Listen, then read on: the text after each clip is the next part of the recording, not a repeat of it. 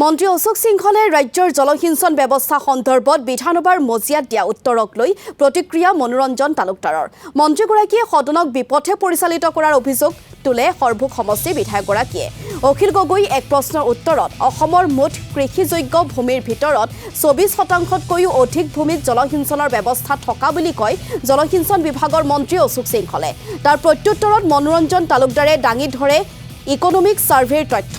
Economic survey 2022-23 তথ্য অনুসৰি অসমত কেৱল 2.36% ভূমিতহে জলসিঞ্চনৰ ব্যৱস্থা থকা বুলি কয় সৰভোগ সমষ্টিৰ বিধায়কগৰাকীয়ে। আমাৰ যি ধৰণৰ জলসিঞ্চনৰ অৱস্থা আমাৰ ৰাজ্যখনত খুবেই ভয়াৱহ।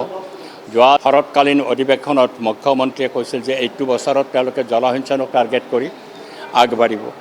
এতিয়া তাৰোতো 6 মাহ পাৰ হ'ল।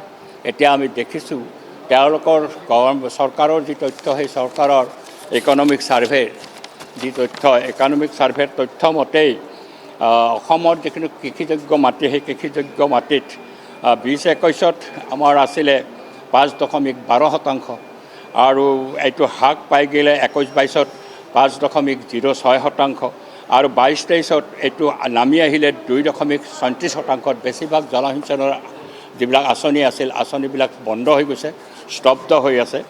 আৰু এইটো যিটো কৰিছে তেওঁ বাজেটত আমি দেখা পাইছোঁ যে জলসিঞ্চনৰ বৰ্ষ বা জলসিঞ্চনৰ অভিমুখে তেওঁলোকৰ কাম কাজ চলিব বুলি ঘোষণা কৰাৰ পিছতো বাজেটত জলসিঞ্চনৰ পুঁজি আবণ্টন কমিছে, হ্ৰাস পাইছে। সৰ্বভাৰতীয় ক্ষেত্ৰত 35% যিটো সৰ্বভাৰতীয় গড় জলসিঞ্চনৰ ভাৰতৰ কৃষি ক্ষেত্ৰত আমাৰ পাঞ্জাৱতটো 92.2%, আমাৰ হৈছে এতিয়া সদ্যহতে 22-23-ত 2.36%। এই ধৰণে